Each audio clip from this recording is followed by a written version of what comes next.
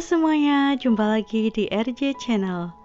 Untuk video kali ini, kami akan membawakan alur cerita film The Crazies yang rilis pada tahun 2010. Tapi sebelum lanjut nonton videonya, silahkan skip di sini buat yang gak mau kena spoiler. Dan silahkan subscribe bagi yang berkenan mendukung channel ini berkembang lebih baik lagi. Oke, let's check this out. Film berawal dari sebuah kota pertanian kecil yang damai dengan penduduk yang sangat ramah satu sama lain. Namun kota Ogden Mars yang indah itu berubah menjadi penuh kekacauan dan terbakar habis tak menyisakan tanda-tanda kehidupan hanya dalam hitungan hari. Semua ini berawal dari 2 hari sebelumnya, di mana pada sebuah pertandingan baseball yang ditonton oleh warga sekitar, tiba-tiba muncullah seorang pria bernama Rory dengan menenteng senjatanya memasuki tengah lapangan. Sheriff David yang berada di sana langsung mendekat berusaha menendangkan Rory yang dikenalnya sebagai pemabuk untuk meletakkan senjatanya. Dia mengira Rory hanya mabuk berat saat itu. Namun tiba-tiba Rory mengangkat senjatanya dan menodongkannya pada David. Dengan terpaksa, David pun menembak Rory saat itu juga. Rory pun tewas seketika di depan semua penonton yang ada di pinggir lapangan. David pun menemui istri Rory dan anaknya Kurt untuk meminta maaf. Dia berkata bahwa Rory mabuk saat itu. Istri Rory pun berkata bahwa suaminya sudah berhenti minum sejak 2 tahun lalu. Lalu dia pun langsung menampar David dan meninggalkannya. Sejak saat itu, David merasa sangat bersalah. Untungnya, Judy, istrinya, selalu mendukungnya dan meyakinkannya bahwa dia telah melakukan hal yang benar. Setelah hasil autopsi keluar, ternyata tidak ditemukan kadar alkohol pada tubuh Rory. Belum selesai kasus Rory, terjadi lagi kasus lainnya. Seorang pria membakar rumah yang di dalamnya ada istri dan juga anaknya. Pria itu adalah Bill, teman dekat David dan juga Judy. Bill terlihat tak menyesal sama sekali. Bahkan dia pun bersiul dengan santai.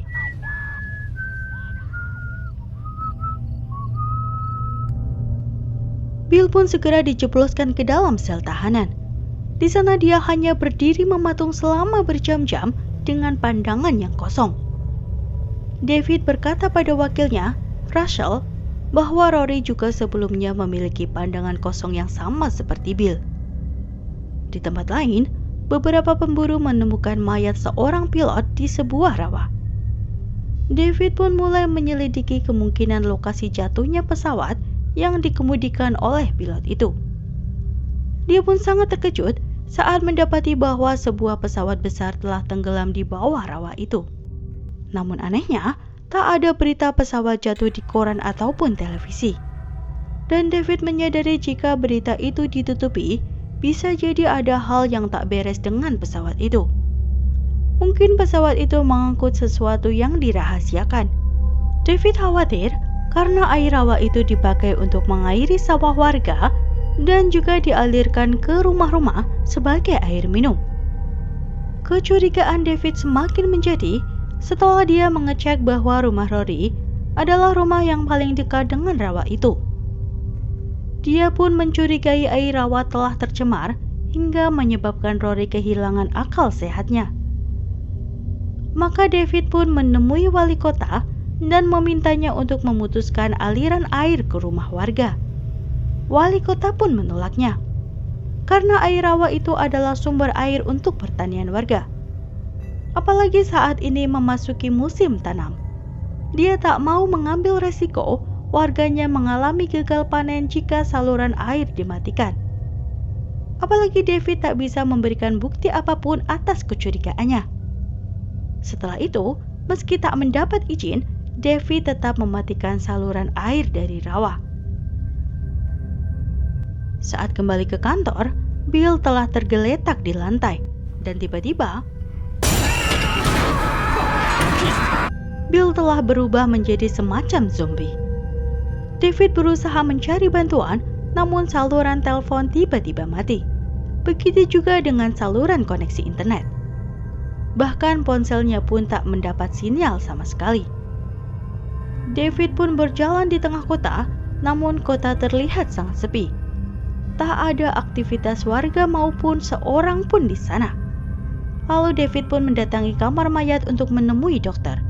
Namun sayangnya, dokter telah kehilangan akal sehatnya dan justru menyerang David. Untungnya Russell datang dan menyelamatkannya. Setelahnya, David pun pulang dan menyuruh istrinya untuk pindah sementara ke rumah orang tuanya. Judy pun menolaknya. Judy merasa di luar seperti ada seseorang. David pun segera memeriksanya. Namun tiba-tiba dia pun ditangkap oleh para tentara. Para warga dimasukkan ke sebuah tempat karantina. Para tentara yang ada di sana mengenakan pakaian lengkap dengan masker di wajahnya. Mereka pun memeriksa suhu tubuh semua orang. Dan saat tiba giliran Judy, alat pengecek suhu berbunyi, menandakan suhu tubuh Judy lebih tinggi dari suhu normal. Mau tak mau, Judy pun dipisahkan dari David. Judy dan para warga lainnya yang bersuhu tinggi diikat di sebuah ranjang dan dijaga ketat oleh tentara. Sementara David dan warga lain yang lolos akan diungsikan ke kota lainnya. Lalu David pun menyelinap untuk menyelamatkan Judy. Pada saat yang sama, terjadi kerusuhan di luar karena para warga telah banyak yang kehilangan akal. Para tentara pun tak lepas dari amukan mereka. Lalu ada seorang pria yang masuk ke dalam ruang karantina dan menghabisi orang-orang yang terikat satu persatu. Dia pun akan menghabisi Judy jika saja David tak tepat waktu datang dan menembak pria itu. Lalu David pun membebaskan Judy dan juga Becca tetangganya. Mereka berusaha untuk menyelamatkan diri. Seluruh kota telah kacau di mana-mana. Lalu mereka pun bersembunyi di sebuah lumbung dan mereka menyaksikan seorang ibu dan anak ditembak para tentara dan langsung dibakar di tempat.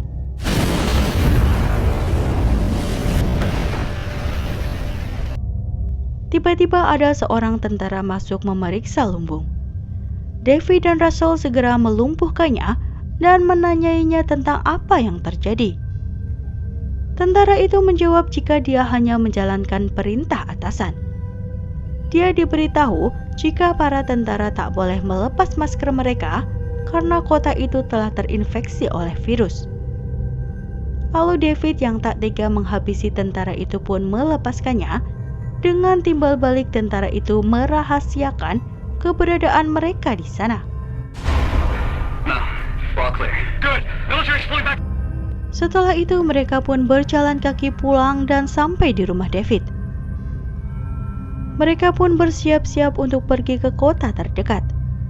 Namun ternyata istri dan anak Rory yang telah kehilangan akal sudah menunggu di rumah David untuk membalaskan dendam kematian Rory.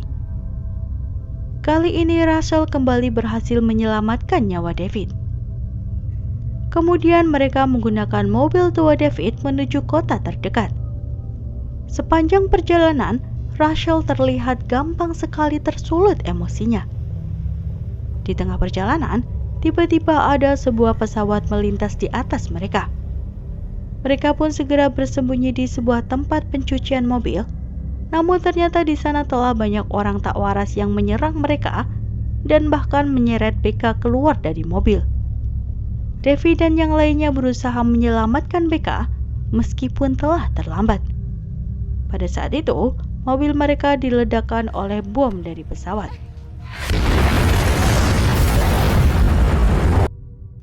Mereka pun kini berjalan kaki menyusuri jalan utama. Ketika ada sebuah mobil melintas, David berusaha menghentikannya. Namun Russell justru secara tiba-tiba menebarkan ranjau mobil dan membuat mobil itu mengalami kecelakaan.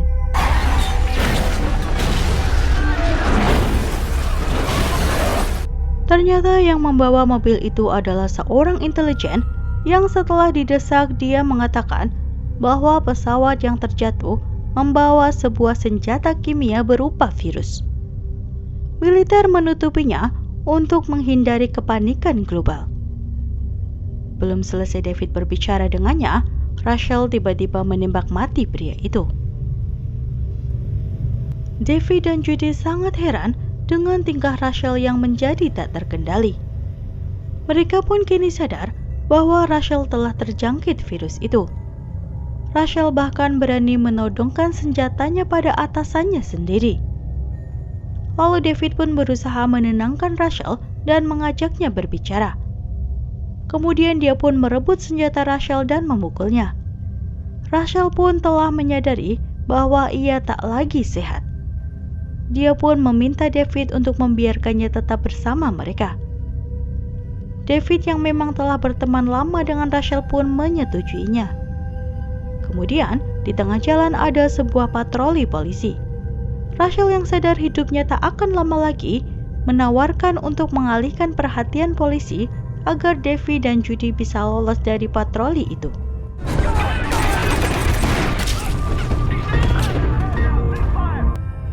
Setelah berjalan cukup lama, David dan Judy sampai ke sebuah area swalayan. Terdapat banyak mayat berserakan dan kekacauan di mana-mana. Namun mereka pun harus masuk untuk mengambil beberapa kebutuhan mereka. Lalu tanpa sengaja, David menemukan sebuah radio. Dari radio itu, diketahui jika militer tengah mempersiapkan sesuatu karena orang di radio mengabarkan bahwa mereka akan sampai dalam waktu 10 menit. David pun menyadari jika mereka harus segera pergi dari sana. Untungnya, mereka menemukan sebuah truk di sana. Dia dan Judy pun segera mengendarai truk itu menjauhi kota mereka. David memacu truknya dengan kecepatan tinggi, bersaing waktu dengan hitungan mundur dari radio, hingga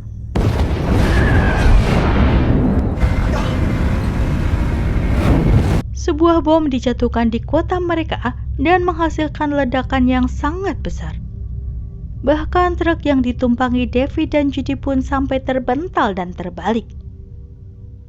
Tetapi kali ini Tuhan masih menyayangi mereka, hingga mereka masih selamat meski harus menyaksikan kota mereka hancur tak bersisa.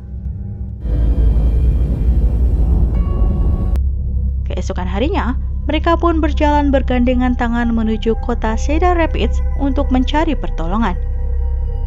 Dari sebuah televisi, dikabarkan jika kebakaran yang terjadi di kota Ogden Mars masih tak terkendali.